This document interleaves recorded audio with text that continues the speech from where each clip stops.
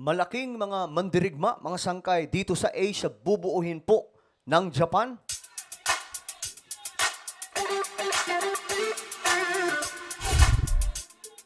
Hello guys, what's up? Magandang oras po sa inyong lahat. Sa lahat ng mga solid sangkay na nanonood ngayon, shoutout po. At mag-comment po kayo sa ibaba ng hashtag solid sangkay kasama po ang inyong mga lokasyon kung saan man po kayo, mga lugar. O nasa ibang bansa man kayo or dito sa Pilipinas. Okay, pag-usapan po natin ito ngayon mga sangkay, itong plano ng Japan. No? Plano ng Japan na magbuo daw po ng isang malawak o malaking mga mandirigma dito sa ating reyon o dito po sa kontinente ng Asia. Anyway, bago tayo mag-umpisa, congratulations po sa ating lahat mga sangkay dahil po narating na po natin ang 1.3 million subscribers. So maraming salamat po sa lahat ng mga tumatangkilik, sa lahat po ng mga solid sangkay. Alam nyo, ako po ay masaya. Nakarating po tayo sa 1.3 million. Kasi nadagdagan na po ang 1 million ng 300,000. Another 300,000 na mga subscribers dito sa YouTube. So, congratulations po sa ating lahat. Ito po ay dahil sa inyo, mga sangkay. At syempre, by the grace of God, narating po natin ito. So, yung mga hindi pa po nakakapag-subscribe dyan, alam nyo na, please subscribe down below. At i-click nyo po yung bell, i-click nyo po rin yung all. Alam nyo, on the way na po tayo, or ano na tayo, mga sangkay, road to 1.4 million subscribers. Yan naman po yung goal natin ngayon. Sa mga nanonood po sa Facebook, i-follow nyo rin po yung ating Facebook page. Ngayon kasi ito, mga sangkay, ang balita. May bagong halal, o may bago pong namumuno ngayon sa Japan. Ito po ay ang bagong Prime Minister ng Japan na si Ishiba. Nananawagan daw po ng ASEAN NATO. ASEAN NATO yan, mga sangkay. Yung kukopyahin nila po yung doon sa Europe, no, Western countries na magkakasama. So, nananawagan mga sangkay ng malakas na puwersa na kagaya po ng NATO. So, talagang ngayon, ang Japan, nagpapakita na po ng impluensya ngayon sa buong Asia. Mukhang tinatapatan na po nito ang impluensya ng China. At mga sangkay, alam nyo, matindi po ang magiging impluensya ng Japan kapag nagkataon kaysa sa China. Kasi alam nyo naman mga sangkay, pag sinabing China, negatibo po ang tingin ng maraming mga bansa. 'Di ba? Kung hindi dahil lang sa negosyo, hindi po yan lalapit sa Chinese government, yung ibang mga bansa. Ngayon, ito po mga sangkay, nagpaparamdam, talagang inaangasan po ng Japan itong China. O ngayon, ito po yung mga balita dyan, mga sangkay. Kagaya po nito, will Japan's maverick Prime Minister Ishiba lead the ASEA Pacific down a nuclear path? So marami pong ganito mga sangkay na balita ngayon. At ito pa. Ito namang new top diplomat ng Japan, ayon po dito, nananawagan daw po sa buong Asia ng ASEAN NATO. Ito daw po ay idea mga sangkay for the future. Ganun po katindi ang binabalak nitong Japan. So, panoorin po natin ang balitang to. Some pretty big changes could be ahead of Japan's defense policy that would cause some strain with the United States. This as Shigeru Ishiba, who's set to become Japan's next prime minister, is proposing a revamp of the US-Japan alliance. Ishiba wants to form an Asian NATO, bringing... Si Ishiba daw po ay gustong mag-form ng ASEAN NATO. Ito po ay malaking grupo mga sangkay doon sa Western countries na nagsasama-sama. Na minsan mga sangkay, meron po yan sila mga military activities. Sobrang dami mga sangkay. Yan po yung mortal na kaaway doon naman sa Europe ni Putin. Ngayon mga sangkay, ito nga sinasabi natin, bago yung Prime Minister ng Japan. Di ba nga po, kapag ka-parliamentary system, maganda yung sistema. Mabilis po yung pagpapalit ng leader. Kita nyo? Kakatapos lang ng isa, pinalitan ka agad ng bagong prime minister. Ganun kabilis. Kasi yung isang dating namumuno mga sangkay sa Japan, nagkaroon ng issue. At dahil may issue mga sangkay, dahil po ang sistema nila ay parliamentary system, madali pong mapalitan. Nag-step down po siya kaagad. 'Di ba? So mali po yung sinasabi ni Tatay Digong na delikado ang parliamentary system.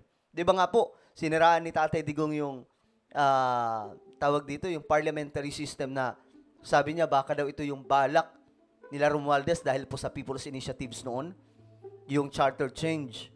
Which is good yun. Kung magkakaroon tayo ng parliamentary system, kagaya po ng Japan, no? Madali lamang po ang pagpapalit ng leader, hindi magtatagal.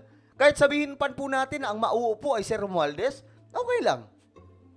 Kasi kung magaling siya, tatagal siya. Pero kung sintu-sintu siyang magiging leader, sasaglitin lamang po siya. Kasi ganun kabilis magtanggal ng leader ang isang parliamentary system. Okay? Sa ating bansa, hindi tayo ganun eh. Hanggat kaya mo, kahit naghihikaos ka na, hanggat kaya mong humarap sa media, presidente ka pa rin ng Pilipinas. O ito mga sangkay, tingnan natin. Countries like Australia, India, and even Europe into a new security treaty. Yan po yung bagong Prime Minister nila. Mukhang maangas din po ito kaysa sa nauna eh. He's underlined that the alliance will deter China in Asia. Yan ang sinasabi natin. Inaangasan talaga ngayon ng Japan ang China. But this idea is not sitting well with the United States of America. Washington has already rejected the concept, calling it very hasty. Now, Ishiba also wants the Japanese troops to be stationed on U.S. soil, a move that would be unprecedented since the end of the Second World War. Alam niyo mga sangkay, dati kasi itong Japan, marami itong pagbabawal, na lalo na po yung pagpapalakas ng kanilang military. Bawal po yan noon. Kasi nga po, yung nangyaring World War II, nakagagawan po nitong mga sangkay, dito naman po sa bandang Asia, ng Japan, marami po mga buhay ang nalagas noon dahil sa ginawa ng Japan, di ba? Kaya nagkaroon po ng sanction, since natalo po yung Japan ng Amerika, pinagbawalan na po sila magpalakas ng militar. Pero alam po natin kung gaano kalakas ang Japan until now. Pinagbawalan po sila magpalakas ng militar, pero nanatili pong stagnant ang kanilang militar na malakas. How much more ngayon mga sangkay na nag-thumbs up na po yung Western countries na pwede na sila magpalakas ng kanilang military. Kaya nga po tumutulong sila ngayon sa Pilipinas eh. Japan po ang kinakatakutan ng China. Kaya nga ganun lamang po kadaling itinaboy ng Japan ang mga nanghimasok na mga Coast Guard ng China sa Senkaku Island. Ito po yung disputed island mga sangkay ng Japan. Kasi malakas po talaga ang Japan until now. With the United States pushing for stronger defense ties in Asia, Ishiba's proposals could of course shake up the NATO military alliance at a very critical time. His plan involves existing pacts like the Quad and AUKUS, but it could also mean shared control over the US nuclear weapons. While some see Ishiba as a troublemaker, others... Yung iba daw sinasabi mga sangkay na troublemaker itong si Shiba. Pero sabi ko nga, mas maangas to ngayon, itong bagong Prime Minister nila kaysa sa nauna. Biruin mo, yun kaagad. Gigil na gigil sa China. Pambihira. Believe that he's trying to strengthen Japan's security in a world where America's influence is shifting. Okay, so ayan mga sangkay, yan po yung pinaplano ng Japan. At tayo nga po dito, newly appointed foreign minister, eto bagong to nila official. Ayon po dito, describe the ASEAN NATO concept proposed by his boss, itong Prime Minister na si Ishiba, as one worth exploring.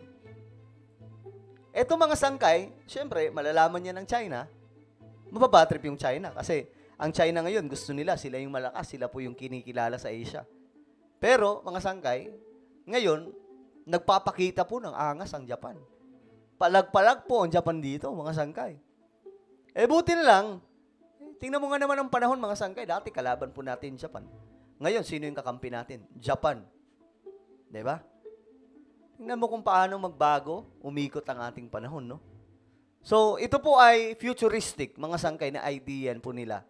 Na tingin ko ito po ay para banggain ang China. Kasi malakas ang China eh. 'Di ba?